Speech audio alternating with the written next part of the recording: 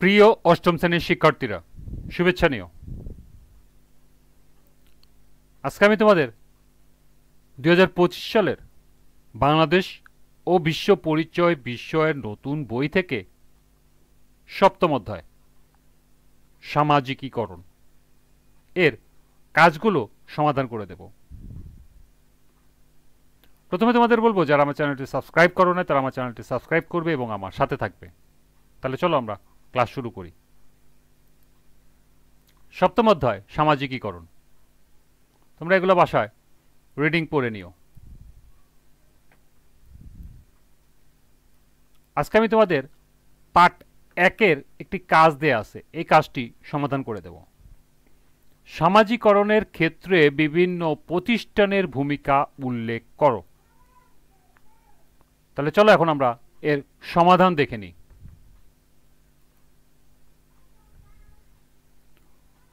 এর সমাধান হবে, সামাজিকরণের হলো একটি প্রক্রিয়া যার মাধ্যমে একজন ব্যক্তি সমাজের সংস্কৃত মূল্যবোধ, আচরণবিধি ও জীবনধারার সাথে পরিচিত হয় এবং নিজের মতো তা ধারণ করে।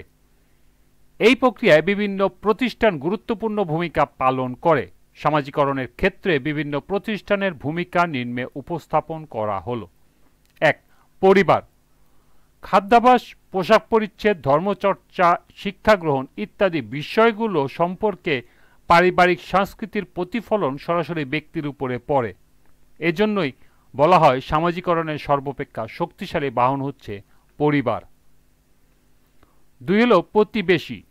মা বাবা বা পরিবারের ও স্কুলের পর প্রতিবেশীরাই শিশুর সামাজিকরণের ক্ষেত্রে সবচেয়ে গুরুত্বপূর্ণ ভূমিকা পালন করে।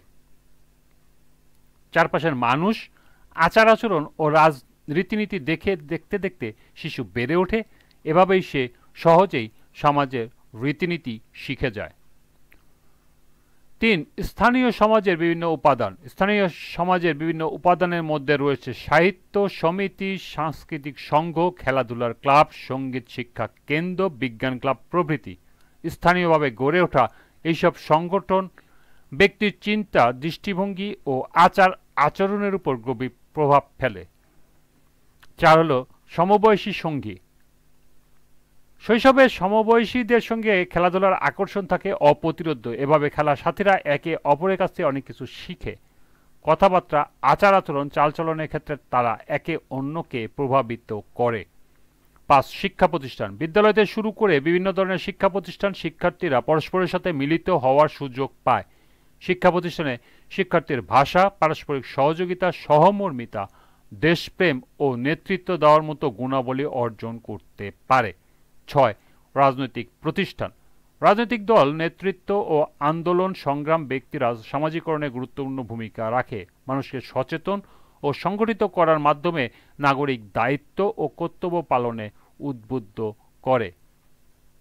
7. ধর্মীয় প্রতিষ্ঠান। ধর্মীয় প্রতিষ্ঠান ধর্মীয় নীতি, মূল্যবোধ ও আচরণ শেখায়, ভালো মন্দর পার্থক্য বুঝতে সাহায্য করে, সমাজের নৈতিকতা বজায় রাখতে ভূমিকা রাখে। এবং সর্বশেষ হলো গণমাধ্যম।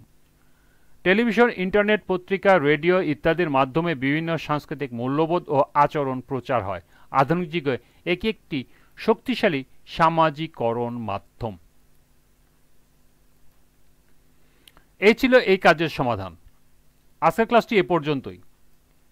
সবাইকে আবারও বলছি, যারা আমার চ্যানেলটি সাবস্ক্রাইব করো না তারা আমার চ্যানেলটি সাবস্ক্রাইব করবে এবং আমার সাথে থাকবে। সবাইকে পরবর্তী ক্লাস দেখার আমন্ত্রণ জানিয়ে আজকের মতো আমি এখানেই বিদায় নিচ্ছি।